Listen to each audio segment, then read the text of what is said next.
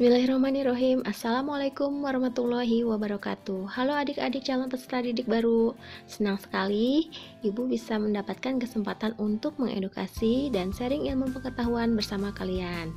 Meskipun secara daring online, semoga tidak mengurangi semangat kalian untuk melaksanakan kegiatan ini.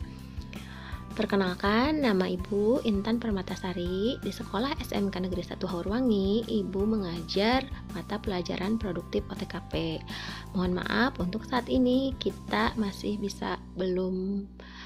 belum bisa bertatap muka secara langsung karena saat ini kita masih dalam keadaan PPKM. Semoga kita semua tetap tabah menjalaninya dan adik-adik beserta keluarga dalam keadaan sehat semua. Amin. Baik, langsung aja ya Ibu sampaikan materinya, yaitu tentang entrepreneurship atau kewirausahaan. Ada yang tahu adik-adik dengan istilah ini? Nah, entrepreneurship dalam era milenial sekarang ini berkembang dan dikenal dengan istilah startup. Nah, entrepreneurship sendiri di Indonesia dikenal sebagai kewirausahaan atau kewiraswastaan. Untuk lebih jelasnya, silakan adik-adik simak dulu video berikut ini.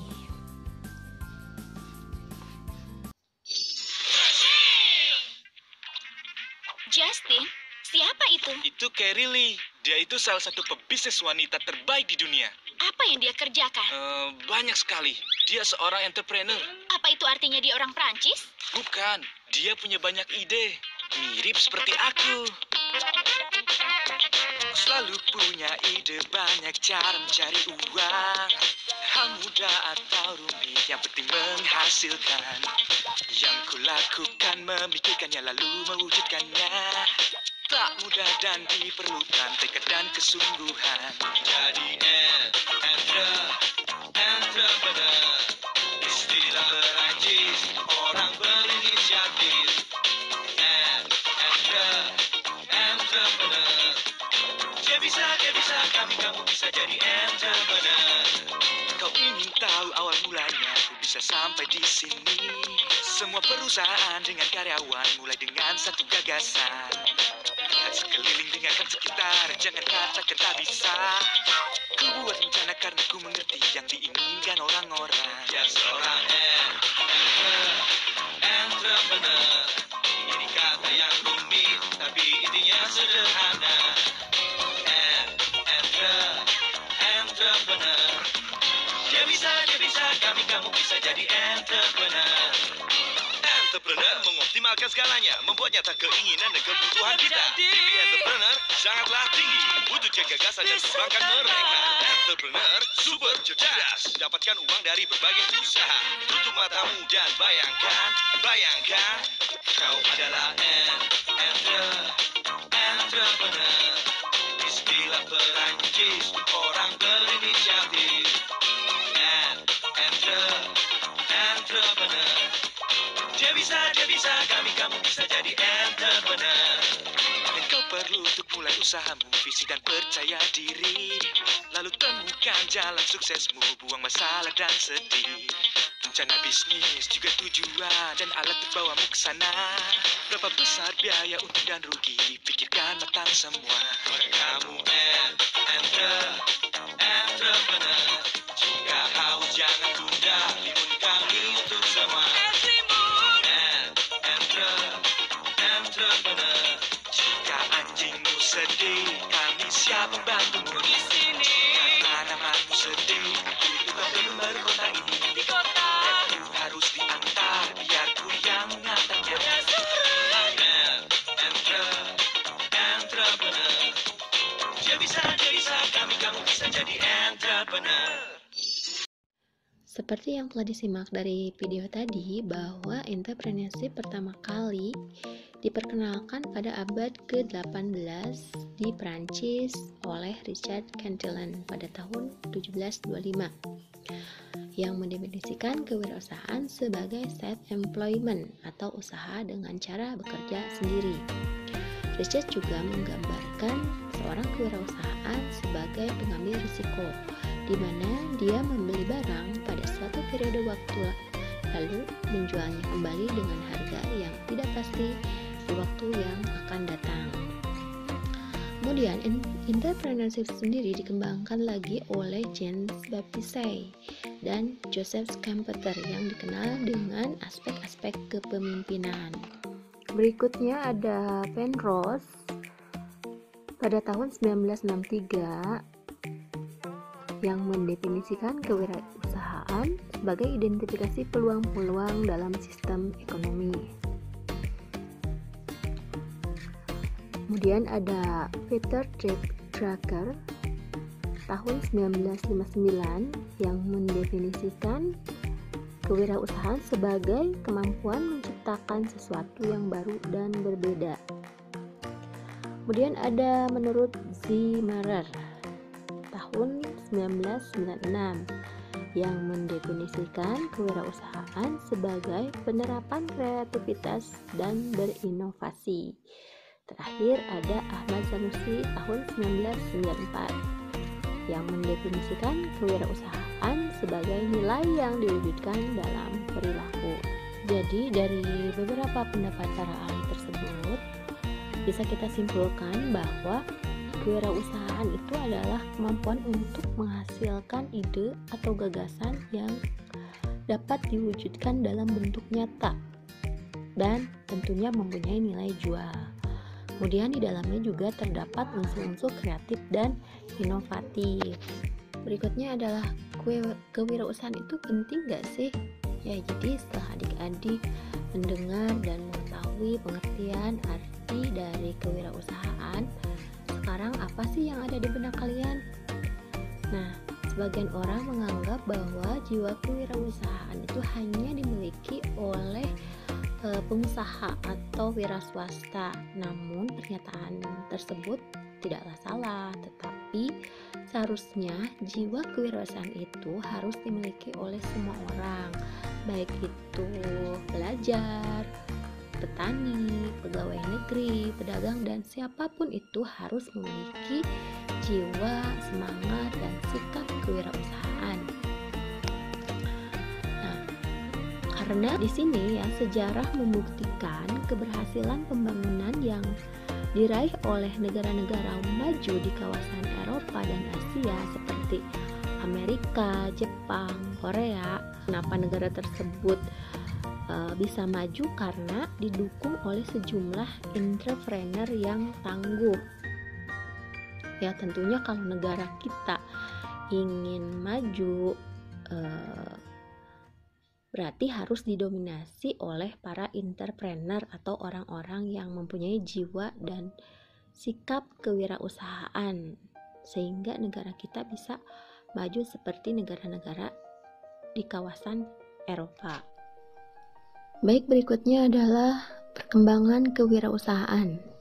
Nah, berdasarkan asal-usul katanya, pertama kali kewirausahaan itu dicetus oleh Suparman Sumahamidzaya, yaitu dengan istilah wira swasta, kemudian berkembang lagi menjadi wirausaha, berkembang lagi menjadi kewirausahaan, dan sampai saat ini yang kita kenal dengan istilah startup.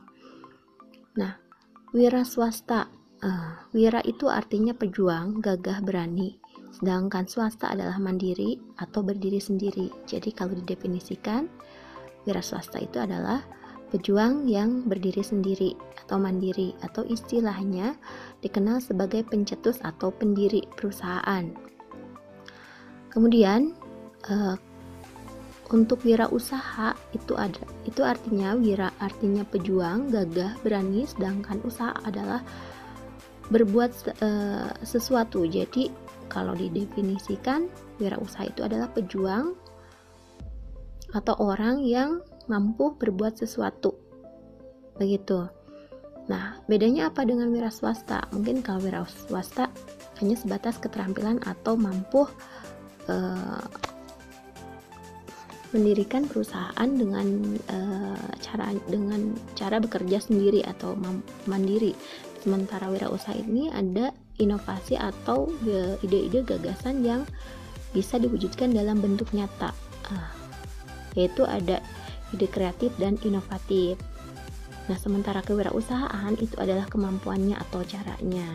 Ya, jadi wirausaha atau wirausaha wira swasta atau wirausaha itu hampir sama ya, itu dinamakan dengan orangnya, orang yang melakukannya, sementara kewirausahaan adalah kemampuannya, caranya. Dan yang kita kenal saat ini adalah startup ya. Nah, apa itu startup? Startup yaitu perusahaan-perusahaan rintisan yang mengacu pada perusahaan-perusahaan yang layanan atau produknya berbasis teknologi atau digital ya. Yang penjualannya itu melalui dua, ada melalui media sosial dan digital ya, yang kita kenal sebagai e-commerce atau marketplace. Nah, contoh e-commerce yang sudah maju itu contohnya Shopee. Mungkin kalian sering ya belanja online melalui Shopee. Kemudian ada Lazada, Bukalapak, dan lain-lain. Nah, itu ada salah satu bentuk startup atau marketplace gitu. Sedangkan perusahaan yang penjualannya melalui media sosial, contohnya kalian mungkin pernah melakukan penjualan melalui akun Facebook, Instagram, WA, dan lain-lain yang mungkin kalian memiliki akunnya ya. Nah, itu adalah salah satu contoh kemajuan teknologi yang mendukung perkembangan. Berikutnya ada tujuan kewirausahaan. Nah, apa sih tujuan kewirausahaan? Tentunya tujuan kewirausahaan itu ingin menciptakan lapangan kerja sebanyak-banyaknya, yang menciptakan SDM yang unggul. SDM unggul itu tentunya akan membuat masyarakat Indonesia produktif. Nah, bagaimana caranya untuk menciptakan SDM yang unggul? Nah, salah satunya adalah dari SMK, yaitu kalian. Nah, untuk membentuk SDM yang unggul dari siswa, dari lulusan SMK ini bagaimana? Jadi harus merubah pola pikir bahwa lulusan SMK itu bukan disiapkan untuk siap kerja, tapi siap memperkerjakan. Lulusan SMK ini ya harus cara berpikirnya atau motivasinya yaitu siap memperkerjakan, bukan siap kerja, karena lulusan SMK ini, sekolah menengah kejuruan, sudah memiliki keahlian atau kompetensi di bidangnya masing-masing. Contohnya jurusan TKRO, teknik kendaraan ringan otomotif, yang tentunya nanti kalian punya keahlian tersebut sehingga bisa membuka bengkel. Kemudian ada jurusan perikanan, kalian punya keahlian membudidayakan ikan, nanti bisa kalian membuka perikanan atau peternakan atau budidaya ikan.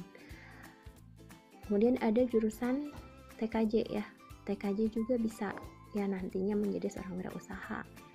Kalian ahli dalam servis, reparasi komputer, program, dan lain-lain, kalian bisa buka reparasi atau servis komputer.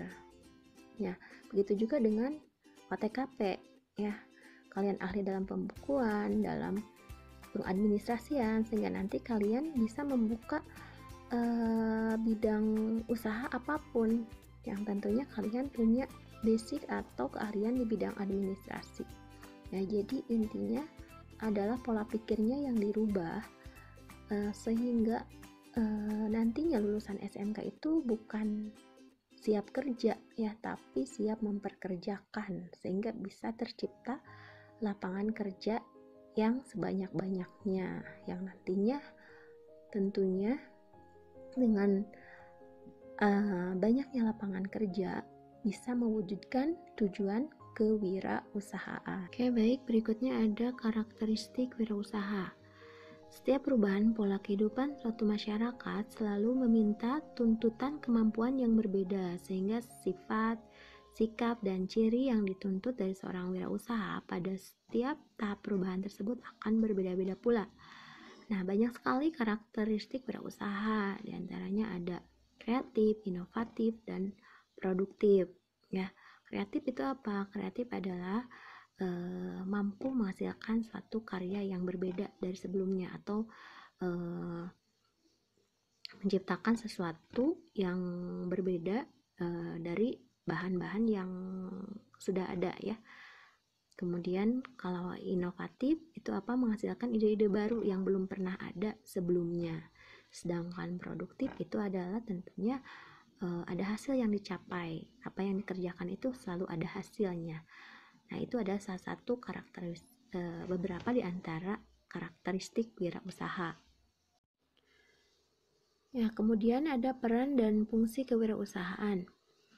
Peran dan fungsi kewirausahaan ini ada dua ya, ada secara mikro dan secara makro. Secara mikro, dalam ruang lingkup kecil, peran dan fungsi kewirausahaan ini sebagai penemu atau inovator dan sebagai perencana atau planner. Penemu kaitannya tadi dengan inovatif ya, jadi menemukan hal-hal ide baru, sedangkan perencana merencanakan sesuatu, perencanaan jangka pendek, jangka panjang, sehingga tujuan dari usahanya itu bisa tercapai atau berhasil. Nah, kemudian peran dan fungsi kewirausahaan ada secara makro dalam arti luas. Ya, wirausahawan berperan dalam ekonomi nasional ya, sebagai penggerak, pengendali, dan pemacu perekonomian suatu negara yang sudah Ibu sampaikan tadi di awal, bahwa memang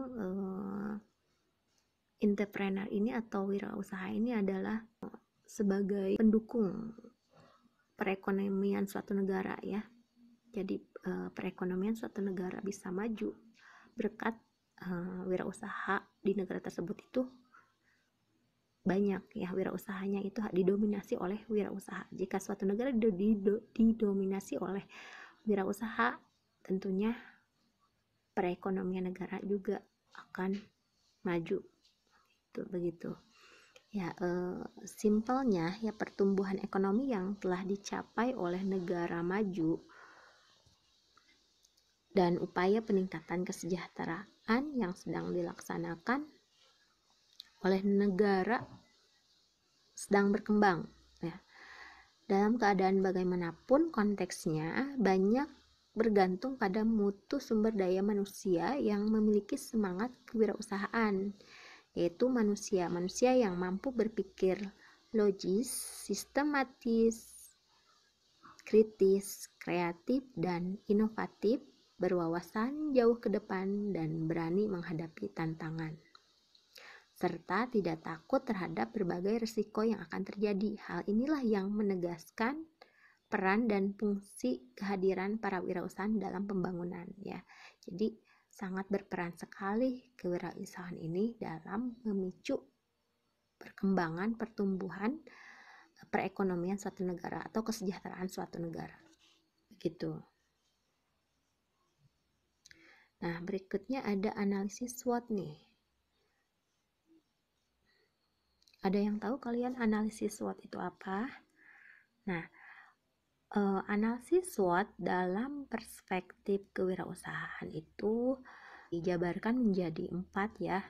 SWOT itu kepanjangan dari strength, yang artinya kekuatan, kemudian ada weakness, yang artinya adalah kelemahan, kemudian ada opportunity yang artinya peluang, dan threat artinya ancaman. Nah, apa ini yang keempat ini? Nah, ini sangat berpengaruh sekali dalam perspektif kewirausahaan. Jadi tentunya seperti halnya kita atau kalian ingin membuat suatu usaha supaya usahanya itu berhasil, perlu dilakukan analisis SWOT ya. Jadi ingin usaha atau usaha kita lancar, perlu dilakukan analisis SWOT. Itu harus melihat dulu dari sisi kekuatannya atau strength ya. Kekuatan itu adalah keunggulan, misalkan produk kita apa kekuatan kita, keunggulan selain produk itu apa. Yang kedua ada kelemahannya, selain kekuatan tentunya kita sebagai wirausaha tentunya punya kelemahan ya. Setiap manusia itu pasti ada kelemahan, produk kita pasti ada kelemahan, itu harus tahu kelemahannya. Jadi dengan kita mengetahui kelemahan kita, jadi suatu saat kita mampu mengatasi kelemahan tersebut ya. Jadi ada strategi yang bisa dilakukan untuk mengatasinya. Kemudian ada opportunity atau peluang. Nah, sebagai seorang wirausaha itu harus mampu menangkap peluang, kesempatan. Contohnya kebutuhan saat ini apa? Nah, kita bisa memanfaatkan peluang tersebut ya, dengan cara memenuhi kebutuhan masyarakat yang belum ada ya, yang sedang dibutuhkan tapi belum ada, dan kita bisa menciptakannya. Nah, jadi bisa memanfaatkan peluang. Nah, yang terakhir ada threat atau ancaman. Nah, ancaman contohnya ya pesaing. Ya, pesaing kita seperti apa harus bisa dianalisis, apakah pesaing itu nantinya bisa menghambat usaha kita atau tidak, atau ada hal lain misalkan terbentur dengan aturan pemerintah yang bisa mengancam usaha kita. Nah, itu juga harus perlu dianalisis supaya nanti untuk memperkecil resiko usaha atau perusahaan yang akan kita dirikan, begitu. Baik, kita sampai pada slide terakhir. Ini merupakan inspiration atau pemberi inspirasi terhadap kalian atau bagi kita semua ya. Beberapa motivator ini yang sungguh luar biasa, yang sangat hebat, berhasil sukses di bidang kewirausahaan atau sukses sebagai entrepreneurship. Bisa dikatakan beberapa motivator ini adalah sebagai influencer ya. Ada 4, diantaranya ada Mark Zuckerberg, tentunya kalian sudah pada kenal, dia adalah pencipta Facebook. Kemudian ada Bill Gates, dia juga ada seorang pencipta Microsoft ya, yang sekarang kita sehari-hari sebagai usernya, sebagai penggunanya. Kemudian juga ada Belva Devara. Nah, ini adalah pencipta Ruang Guru. Nah, ini dari Indonesia ya, kita harus bangga. Dan yang terakhir ada Menteri Pendidikan kita, yaitu Bapak Nadiem Makarim. Dia adalah pencipta Gojek. Nah, ini keempat orang ini merupakan influencer, inspirasi ya bagi kita semua, sehingga kita nantinya bisa belajar pengalaman dari mereka, bagaimana mereka bisa berhasil menjadi seorang entrepreneur yang sukses. Mungkin hanya itu yang dapat Ibu sampaikan. Mohon maaf apabila ada kekurangan. Semoga apa yang dapat Ibu sampaikan ini bisa bermanfaat buat kalian ya. Terakhir ada quotes ya. Hargailah kegagalanmu, tidak semua orang mampu melewatinya, karena ceritamu saat sukses bukan lagi tentang kesuksesanmu, tapi tentang kegagalanmu. Kenapa ya Ibu bikin quotes ini? Karena nanti saat sukses mungkin kalian yang akan menceritakan pengalaman-pengalaman sebelum mencapai kesuksesan ini, pengalaman-pengalaman gagal dan lain-lain. Kegagalan itu adalah sebagai motivasi atau cambuk buat kalian ya. Jadi jangan sampai ketika kalian gagal, kalian menyerah, putus asa. Jadikanlah kegagalan itu sebagai pembelajaran atau pengalaman yang paling berharga, yang sehingga mengantarkan kalian pada kesuksesan. Amin. Baik, terima kasih. Sekian dari Ibu. Billahi taufiq wal hidayah. Wassalamualaikum warahmatullahi wabarakatuh.